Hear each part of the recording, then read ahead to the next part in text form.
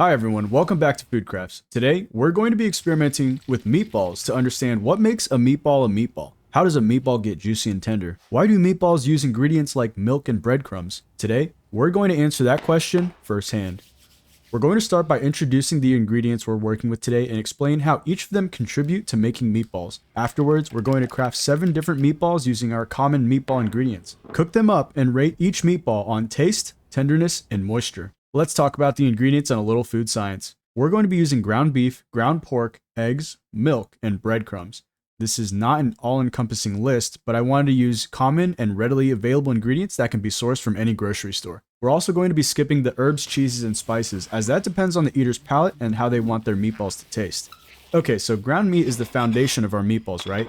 But what other purposes does it serve besides giving us meaty flavor? Both beef and pork have high fat content which contributes to juicy meatballs, but by itself can't retain their moisture without the help of other ingredients. In addition, ground beef and pork act as a binder to hold our meatballs together and keep its shape. Now, let's talk about eggs. Eggs, similar to ground meat, act as a glue or binder that help our meatballs retain their shape and structure without disrupting the flavor of our ground meat of choice. Additionally, eggs help our meatballs retain moisture, similar to the next ingredient we're about to talk about, breadcrumbs.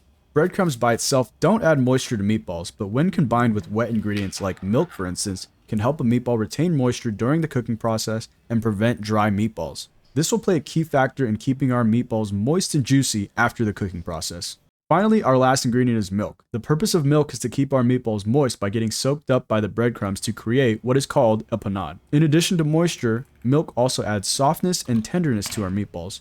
Let's meet our 7 contestants for today's experiment. For each recipe, I've dialed down the measurements to make a 2-ounce meatball.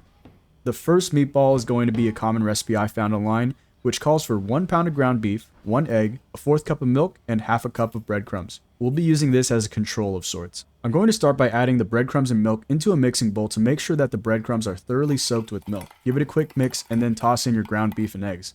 After that, give your meatballs a good mix, but don't overwork the meat. Once your mixture looks combined, stop mixing and form your meatballs using a scale. Use as little pressure as possible to avoid compressing your meatballs and creating a tougher final result.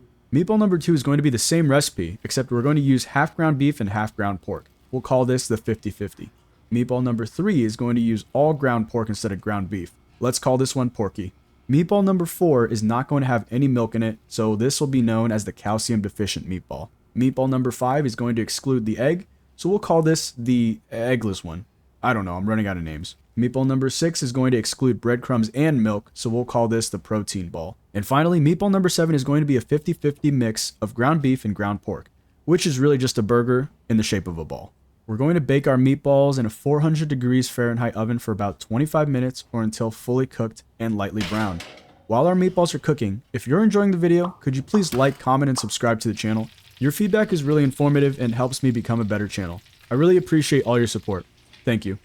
After about 20 minutes, let's pull them out and get our first look at the results of our experiment. You can already tell some of the meatballs have different amounts of shrinkage and color from the baking process. The burger and the protein ball have shrunk the most compared to the other meatballs.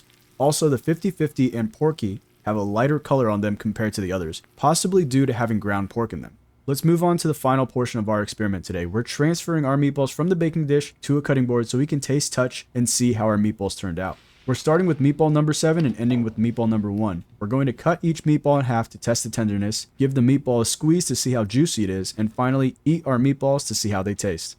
Starting off with the burger, it was tough to cut, and while it looked pretty juicy from the squeeze test, was actually incredibly dry. The only redeeming factor of the burger was that it had a strong, meaty flavor to it. The protein ball, similar to the burger, did not pass the fork test at all, and did even worse in the squeeze test due to not having high fat content pork in it. The taste, however, I preferred better as this was a more pronounced beef flavor. The eggless one was a nice change of pace, was much more tender when cut with a fork, and did relatively well in the squeeze test. The meatball tasted similar to the protein ball, but was slightly more moist. The calcium deficient meatball did something that I expected. Without the addition of milk, the meatball was rather tough and dry. The breadcrumbs may have done more harm than good on this one. Now we're getting to the top 3, which I expected to have the best results, as all key ingredients were incorporated in them. While porky did phenomenal in the tenderness and juiciness test, I was not a fan of the taste at all. Just my preference, but I did have to deduct some points here.